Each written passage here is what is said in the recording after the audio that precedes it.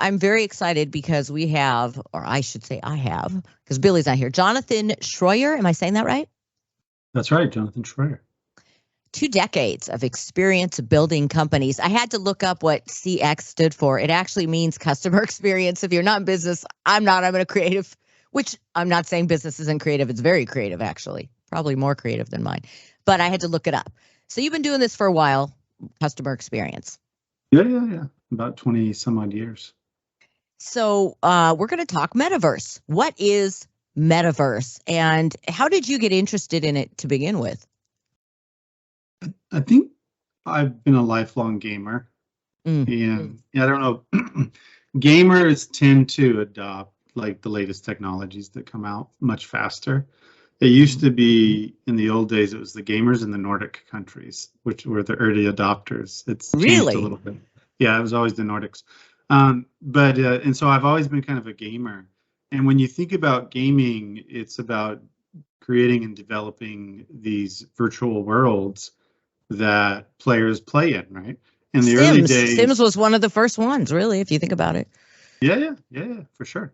And so when you think about the early days, it was like Super Mario Brothers. We weren't physically transported there, but we were kind of mentally transported there. Mm-hmm. And then over the years, gaming has got to the point where there's a lot of 3D and 4D in the gaming, which is a natural kind of transition into the metaverse. And so I think Roblox is the largest gaming company in the metaverse. And for folks that kind of don't know what the metaverse is, I like to use the gaming analogy because it's almost like there's a virtual world that's being developed that people get to engage in, whether it's virtual reality with the headsets that you put on right now, which is the best technology, or augmented reality, which is AR, which is like the Pokemon game, where you go around and you can get things based off your geolocation and so forth. But it's really creating this different world that you can play in and that you can have fun in. And what's cool is it's not just for gamers, though; it's for everyone. So no, not at all. And it's funny because I am a gamer. I admit it shyly, and I've always been since I can remember. But the reason that I got into it was a very good friend of mine said, he knows I love yoga and I love extra. And I have this YouTube person and I pay money every year and she's great. Yoga with Adrienne, she's wonderful. And he said, oh my gosh, I just got the MetaQuest goggles. You would love it. So I got them for me as a Christmas gift to myself in order to exercise. And I love it. Got into, of course, Beat Saber. Oh my gosh, it's like 2 hours and I've done, burned 1,000 calories. But my dad, this is the best part. I knew my dad would love it because my dad, it was an early adopter of, Prodigy, was the first kind of search kind of engine or internet thing. And so he can't get out a lot. He has to take care of my mom. And I thought he loves to ski. He's 80 and loves to ski. So I got it for him. He loves it. My mother loves it because they're in this world. They can't really get out a lot, but he's from England. He's looking at the place he grew up in. He's looking at Nat Geo. He's doing Tai Chi. The only problem is I'm having to explain the directions via FaceTime now with him because once, the controllers are a little bit iffy if you're not used. Once you get used to them, you'll be fine. But that's, I think, why I wanted to talk to you because it is so much more than gaming. And people will look at me and think I'm crazy. And I go, no, you have to try it. You don't understand until you try it. Yeah, no, it's true. I mean, one thing that I think most people can relate to is the virtual fitting room. So the idea that you can try on outfits and figure out what you like and what you don't like using the actual parameters of your body and the sizes and so forth. That business alone is going to be 13 billion by 2028. Wow. And so that's a real thing. Like most people go shopping, right? Always. And when you love like not to always have to fight the malls or fight the stores or sometimes the brands that you love, they are not in the city that you live. Oh my! And I just realized, and you could be in charge of the dressing room light. Think about that one. I'm going to have it on dim and on my diva lighting. Thank you. That's right. Well, and what happens now is like you like this brand and you're like, oh, I'm going to order 4 sizes and see which one fits. Whereas with the virtual fitting room, you'd be able to find the size that fits you exactly. get it sent to you, and then so it's just much simpler. That's like a very simple use case for the metaverse, but it's one that's kind of going crazy right now. And also, of course, exercise. There's Supernatural's another one that's booming. I noticed. I just got my free gloves from them just for working out. And I will say, I look at it, and the way I had to explain it to my father with the MetaQuest. So we got him the goggles, the cheap ones, not the $1,500 ones. Yeah. And they're fine. You know, they're like about 300, something like that. And I said, it's like a phone. You look at your phone. Everything's in the goggles and then the haptic gloves. That's all you need. You don't need a computer. That's all. I had to explain it because you download apps, and these apps aren't free. So have to make sure you know that one. And that's just the MetaQuest verse. There's so much. I mean, MetaQuest, which is so much, just a small part, I would think, in the metaverse. Yeah, I mean, I think it's interesting. Like all these different companies are kind of coming out with different viewpoints on what the metaverse is. I mean, Apple is going to focus on AR, from what I hear. You know, Facebook or Meta focused on the metaverse. They've had some stumbles. Obviously, you've read in the news about layoffs and overinvestments and so forth. And then there's some companies that are going in like in a pilot stage, like, well, let's just try this out. Like you might see that Levi Gap has like a store in the metaverse here and there and so forth. I think what's interesting is like when you look at the total market size for the metaverse by 2030, it's expected to be $679 billion dollars. And that's not just gaming, right? That's across the entire spectrum of what the metaverse can be. But like what you're talking about is how do people use the metaverse for outside of gaming, but it still feels a little bit like gaming, like exercising feels like gaming, right? So absolutely. So you see, there's lots of, I don't want to call them elementary, but lots of elementary use cases of the metaverse today. And I think over time, I mean, it's going to be interesting to see kind of how it's adopted. When you look at the sectors that are investing in the metaverse today, so probably not a big surprise for you, right? Judy's computer and IT, education, finance, marketing, and advertising. It's going to be a big one. Like I was talking to someone about the metaverse a few weeks ago, and they says, "Well, why does AR matter in the metaverse?" And I said, "Well, imagine that you're a brick and mortar store owner, right? And you have people that drive by your building all of the time, but they never stop in.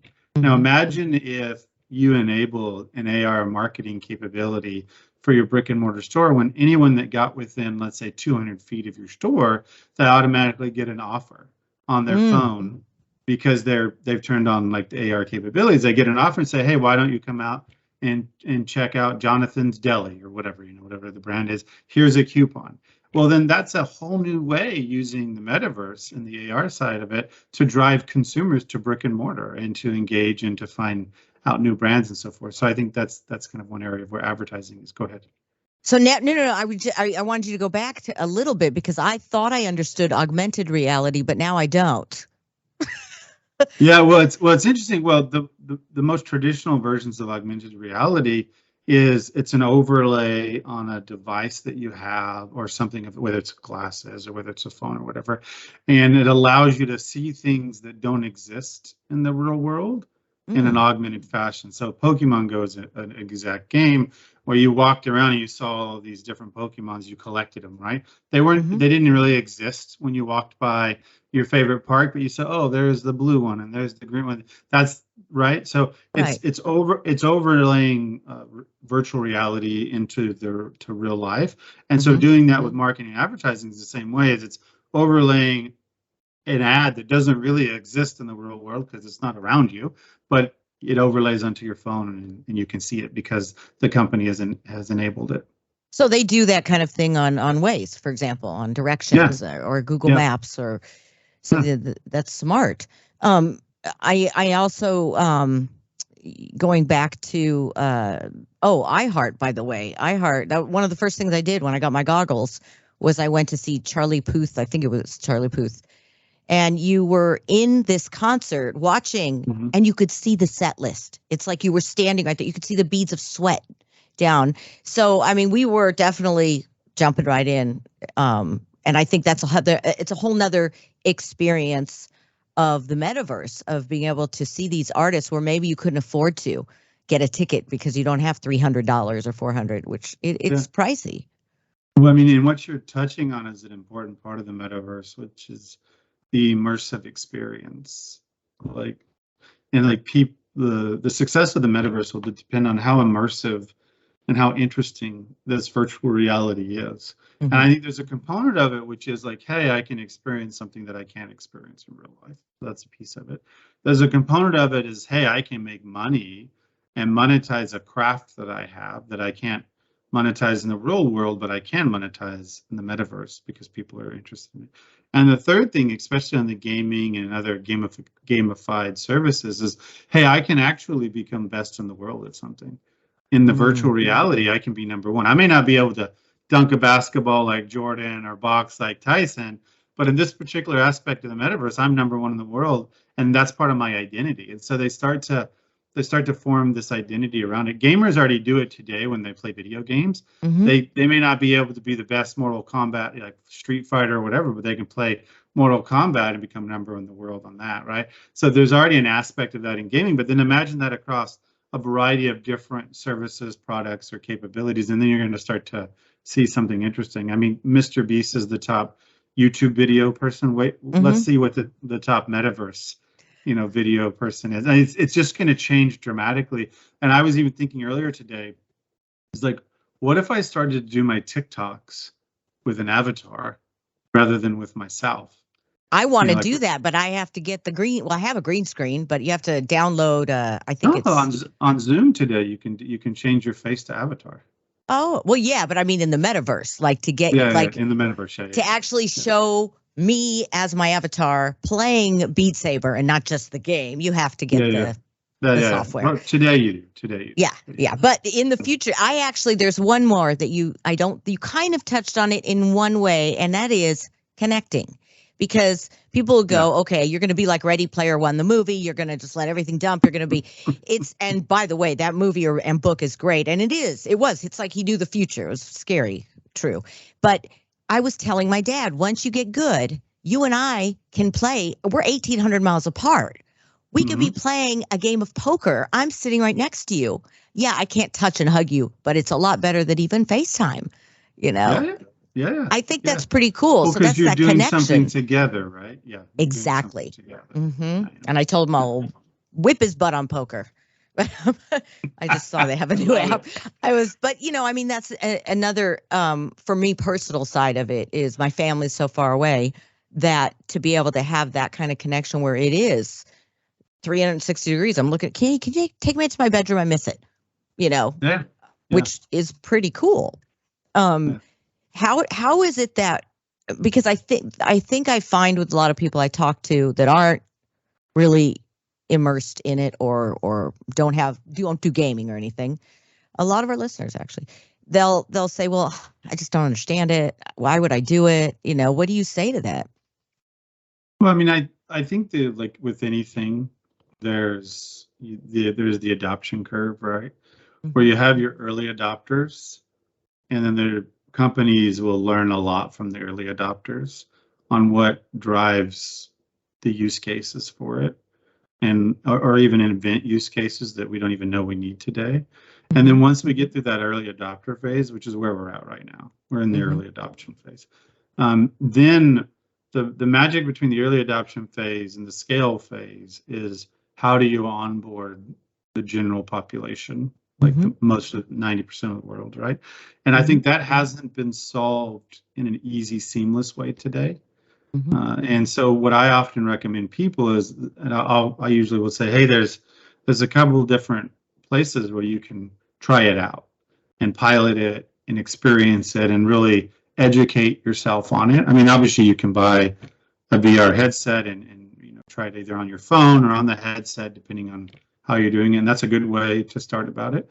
I mean, when you look at like where people believe the metaverse is today, there's some tech group of executives that was interviewed, and basically they said the metaverse will be coming into mainstream population adoption in the next 5 years. Maybe 5 or 10% believe it's at its highest today, and about 55 to 60% believe that it's going to happen in the next 5 years. And it says 50% of all workers are going to be involved in some metaverse activity in the next 5 years and so forth. And so I think it's going to be interesting when you think about it from that perspective. You've got art and live entertainment, which you've touched on already.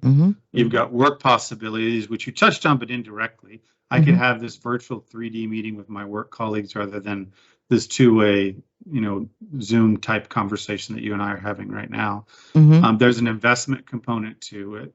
Education is going to change in the metaverse. Online dating and socializing, you can imagine the use cases that will come out of that. And then we talked about gaming, and of course, adult entertainment will naturally adapt to the metaverse. And so I think there's a lot of interesting ways to get into it, but I usually encourage people to try 2 or 3 different things. And I don't sponsor any company, so I won't share any on the podcast here with iHeart. But if somebody ever wants to hit me up, I can give them some ways to do it. And we'll have Jonathan's information. We'll have all your information, of course, on here, and how people can contact you. And also movies. We love our 3D movies.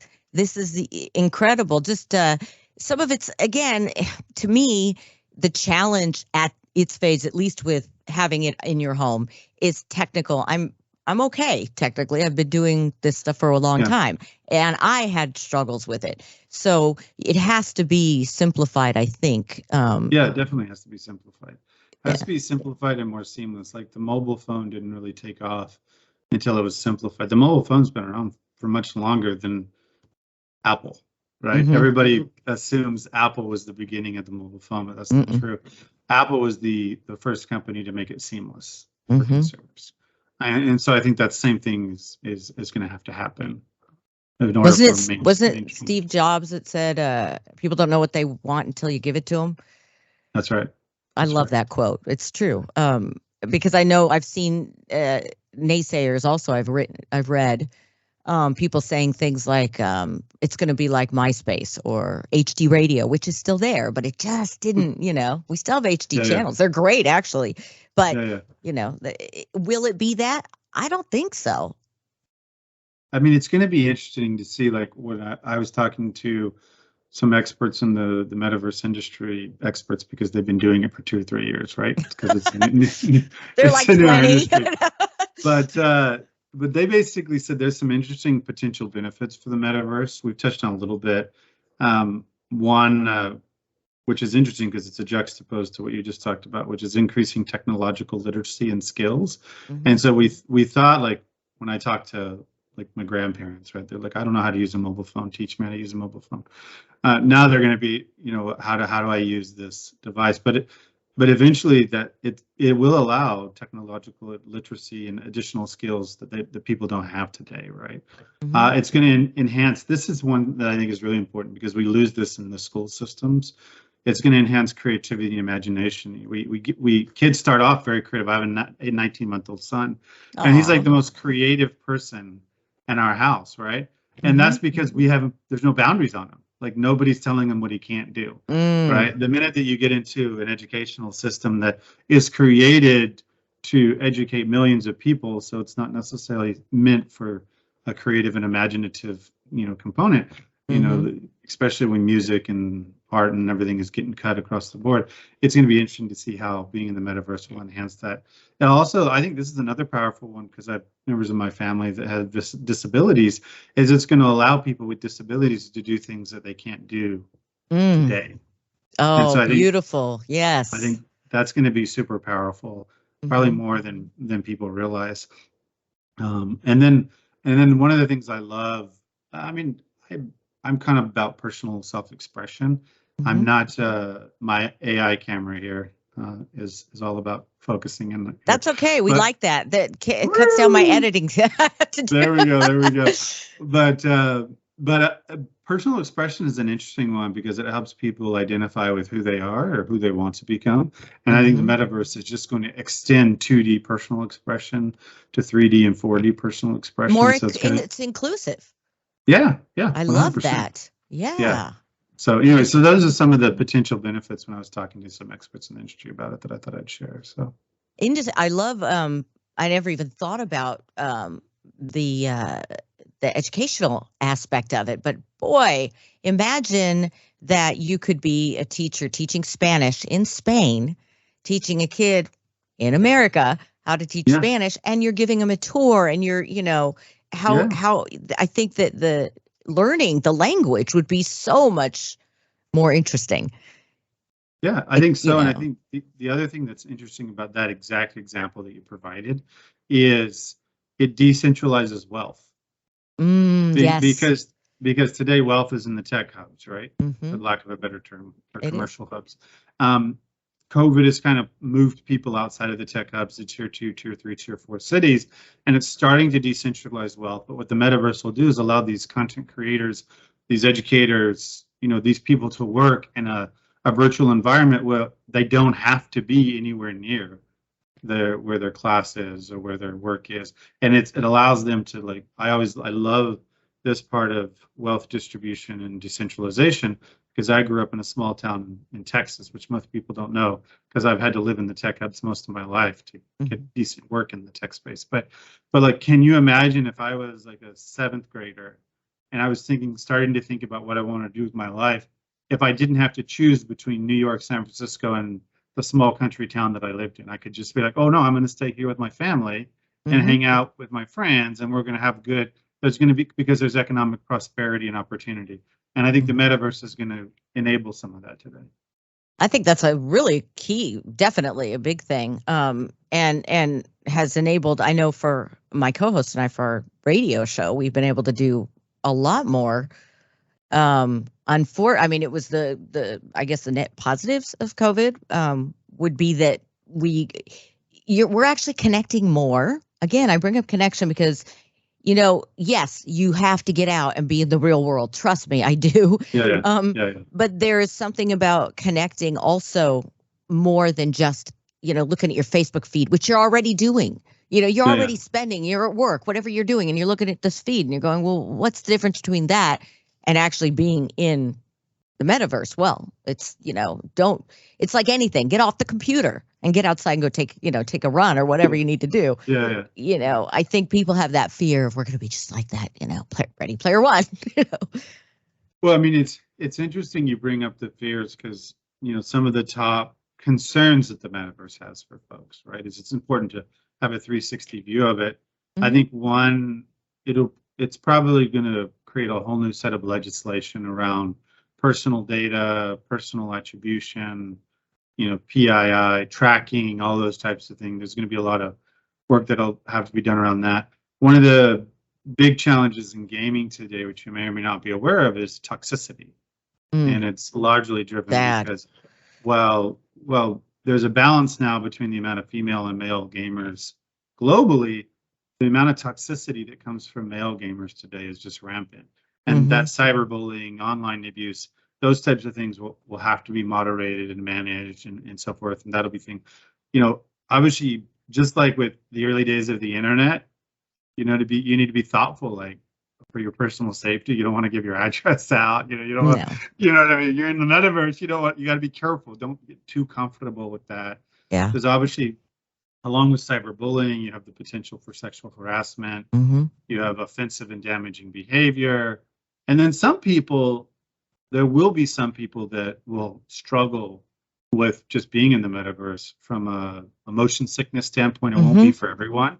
So you have to be thoughtful kind of about that as well, and whatnot. And there's positive sides to the mental health where you can improve it, but there's also, like, if you're in the metaverse 99% of your day, that might not be healthy either. No. So there's like a mental health thing that you have to think about. So when I talk to folks about, things to be mindful as they, encourage their kids, or if they're Gen Xers or baby boomers, as we talked about a little bit offline, is that, just make sure you're mindful about the amount of time you're investing in the metaverse. Yeah, don't spend all of your time, just like the computer itself, or the phone, sitting under your phone everywhere you go. Everyone's on their phone. And I think you're absolutely right. I think it's interesting because I think mental health, of course, there's the negative side of everything. There's a balance of everything. But I was thinking to myself, because I have a friend whose child is autistic, and I would think that there could be some really great ways, as long as you get rid of the bullying, where social can play really well. And I'm not a doctor. This is not any advice. I just think in my head, well, I remember it's a struggle social with somebody with on the spectrum. So I wonder if that would be helpful. I don't know, but it's going to be a whole new set of rules for psychiatrists and for therapists and for doctors, everybody, I think. No, I totally agree. So I mean, I've been going to therapy for 17, 18 years now because of abuse when I was a kid, and my therapy has now moved from in person to virtual. Like I do most all my therapy that way. And so it's been super interesting. So the metaverse is going to be interesting on that as well. But I also think that, well, I'm not directly autistic. I have muscular dystrophy. And one of the things that has been a struggle for me is I have really poor motor skills. And I used to have corrected it, but I used to have a really bad speech impediment. You'd never know it. Yeah, I wasn't able to walk till like I was 3. And there's a whole lots of things. But when I was younger, I was really sensitive to my muscular dystrophy because of things that I couldn't do with my hands. So when I got into video games and I got into computers, it was because it made me more equal with other people. I love that. It's easier to type with my fingers than it is to write or is to build. Like I can't construct things very well, but I have my mind can go to the computer and I can write. Or now that I've taught myself how to speak, I can speak. Whereas most people don't know about my muscular dystrophy because of that or my speech impediment. And so I think to your point, like whether it's autism or whether it's a variety of other mental health, areas where people have disabilities, it's going to help them to become better versions of themselves or feel more confident, if anything else. Yes. And feel better about their identity. Absolutely. I think that's a huge thing. And I'm a huge proponent of any kind of therapy. I actually don't miss as many appointments now with my psychiatrist because I can do, the online. So that's another positive. I think, I think it's more of just getting used to it. Yep. Like you said, trying it out. I have a friend, I said, you got to try this out. Just come to my place, put them on. Yep. If you don't like it, but I know the minute she puts them on, she's going to go, oh my gosh, this is amazing. I know. Yeah.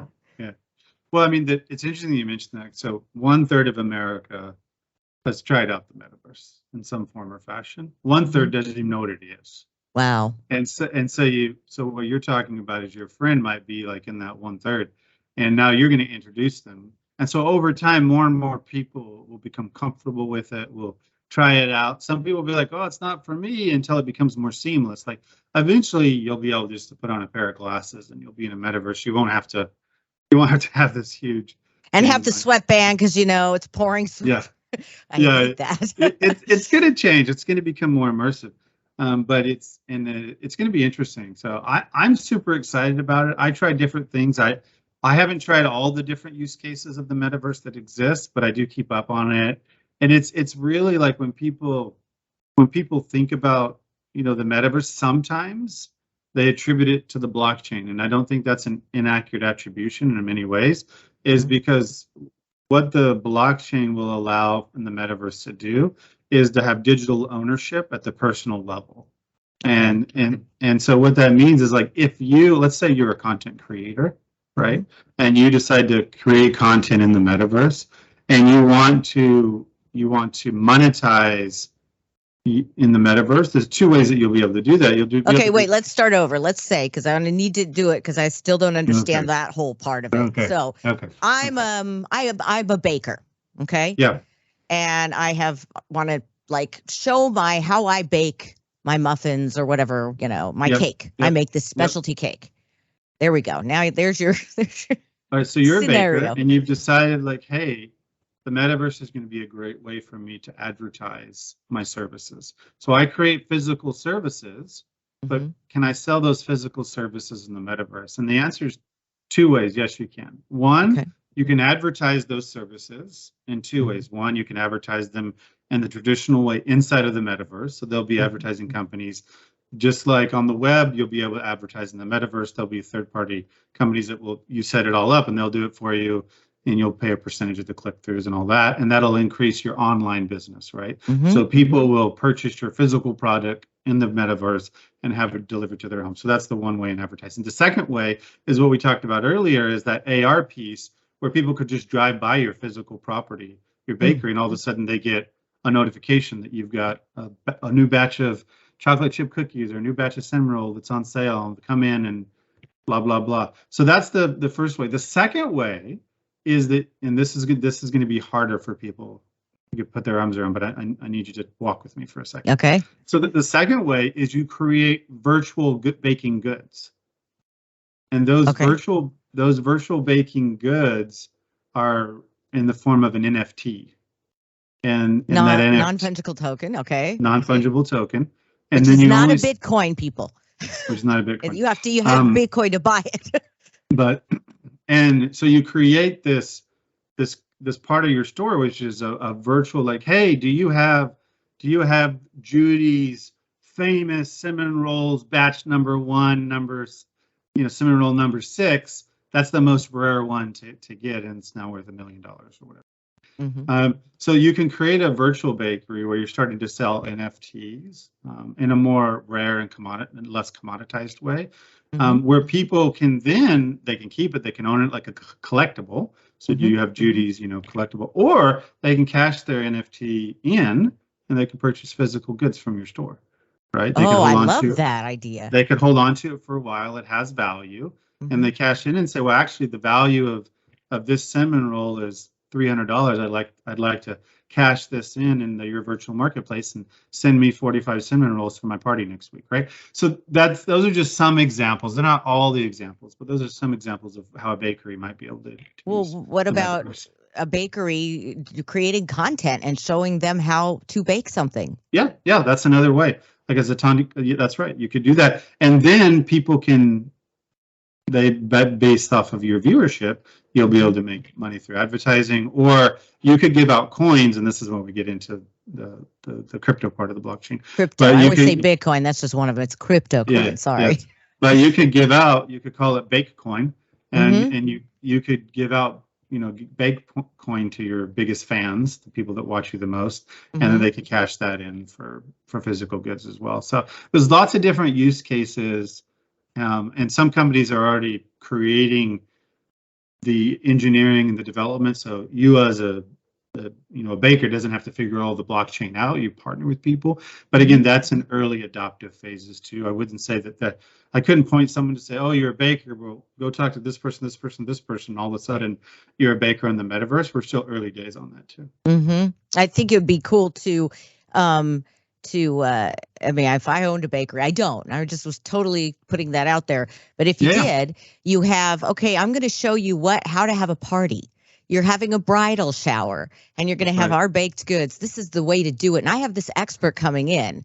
And so it's almost like, they have on Facebook or whatever, the events, except you're virtually there and you could even do your house. And they go, we're going to go into your home and let's show you how it's done. It's going to cost you. So, there's so much as content creators. I think that it's going to be more influencers will be everyone, which I love that idea. Yeah. No, it's like the one-to-one versus the one-to-many monetization and value creation. Are we, I wanted to ask you about that. How do you see people, if this does go as big as I think it will? I think it's going to be the next big thing. I think maybe 5-10 years it'll be really big, and for everyone, but how do you see it changing our society, changing us as a whole, as people? What are the good and the bad? Well, I think that I have a bias that we should continue to evolve as a species, and we should continue to grow and develop things. Just as today we've learned that maybe oil isn't the best thing for our livelihood. When it first came out, it was a great thing, for everybody at the time, and it spurred a lot of innovation and maybe a lot of crutches as well. But I think anytime you have innovation, I think it's good for the human race. But I also think that you have to learn from some of the innovations, like what worked and what didn't work as part of the innovation. And so I think going in to this, you're going to have to be pragmatic and thoughtful about, well, what actually does work, what doesn't work, and how do we avoid like corporate abuse, community abuse, and those types of things, right? Because I mean, you can imagine there's going to be a company out there, maybe even not a company we know today, that's going to get created, is going to, raise $1 billion in funding and do lots of great things, and maybe their motivation is not altruistic, or maybe it's not the greatest motivation. But then there's going to be other companies out there that are really like, hey, we want to revolutionize learning, or hey, we want to revolutionize therapy, or hey, we want to revolutionize digital ownership, or we want to create the infrastructure so everybody can use this. Like what did Bill Gates say? He wants to put a PC in everybody's house. Somebody's going to want to put a metaverse device in everybody's house, right? So I mean, I think, so to start off with, I have that bias, which is not unconscious, it's a conscious bias. But I think that like what's going to be good about it is one of the points I mentioned earlier, which is decentralized wealth. I think that's a super powerful piece. I think the second thing is it's going to enable people to have more inclusivity and do things that they can't do today, they won't do today, whatever the case may be. And I think it's going to create like you mentioned, ways for people to connect in ways that they don't connect today, or they can't connect today. I also think it's going to provide different commercial opportunities for the individual sole proprietor or the smaller business that doesn't exist, which today a lot of times the bigger businesses, they buy the market up and then that's it, right? Small businesses struggle. And so I think this is going to democratize where there's going to be a lot more small businesses and a lot more content creation. And then I think the fifth thing is, I think this is going to, and this is not going to be something that you might expect, but I think this is going to change the tax code quite a bit. I didn't expect that, but I can see, yes. I think it'll change politics too. Yeah, politics, the tax code, and a variety of other things. But I think for me, all of those things are super powerful and super meaningful things. I often look, so I'm a white male, so I realize that I'm privileged, but let's put that to the side for a second. I grew up in the South, where I lived in a country town where my parents were below the poverty line, or we were below the poverty line for most of my life. And so for me, I didn't understand that privilege. I just understood that life was really rough and life was really tough, right? And I just wanted to do something that would make my life better. And as I went through my 20s and 30s, I didn't understand my privilege completely, but I benefited from it, obviously. And now I'm in my 40s and I have a better understanding of my unconscious bias and my privilege. But the same thing is true, like what I'm about to say, is the same thing is true as people that don't have opportunities today, or that are in difficult environments or struggling with something, that I think something like the metaverse can really help them elevate themselves, can gather their identity, have more confidence. If they're in a situation that is really difficult, get out of that situation because they're not locked into something commercially or whatever. So I think that's all there. I think we talked about a lot of the potential risks of the metaverse a little earlier, right? We talked about I think you're definitely on to. That's why I don't I don't do the gaming like as a sport anymore, because the bullying was just too much. I couldn't take it. So I think that's going to be. I think we're going to have new lawyers just for that, if we don't already. For sure. There's going to be a whole new, like I said, there's going to be a whole new GDPR type of law that's going to be set up. A variety of other things. I mean, so I think what's interesting is so I read a study. It was on a metaverse text from explodingtopics.com, to give the right reference. And they asked the American population to share a few words about what they thought about the metaverse. It's about 9 words, but I want to say them because it will illuminate like the positives and the negatives of the metaverse from the mindset of a perceived American. Curious, uninterested, suspicious, concerned, indifferent, excited, optimistic, confused. None of these. And so, and what's interesting is they're so divided. One's either one side or the other. It's just like where we're at politically right now. Exactly. But what's interesting is, so curious is about 33% of the respondents, Wow. Confused is about 12%, but right under curious at 28% is uninterested, which goes back to what we talked about earlier. A third of America has adopted the metaverse and a third doesn't even know what it is. Right. And so I think it's, again, when you think about what are the pros or the cons of the metaverse, it's all going to come down back to perception. What's the perceived value that the human being that's going to engage in the metaverse is going to get out of that? And that perceived value is really going to drive the pros and the cons. I see it as very valuable for me. It's been a game changer, and believe it or not, in my exercise. And entertainment. I love it. Yeah. I absolutely love it. I think it's cool. I was going to mention that I hope is my hope.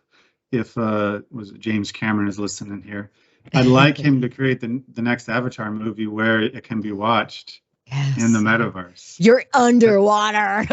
It would be so amazing. It wouldn't surprise me. I mean, what he does in his movies, that would not surprise me. Yeah, it's pretty crazy. That's cool. Well, I appreciate just you're talking through it a little bit, and you said something connecting. I want to go back real quick before we say goodbye and say, we are divided right now. We know that.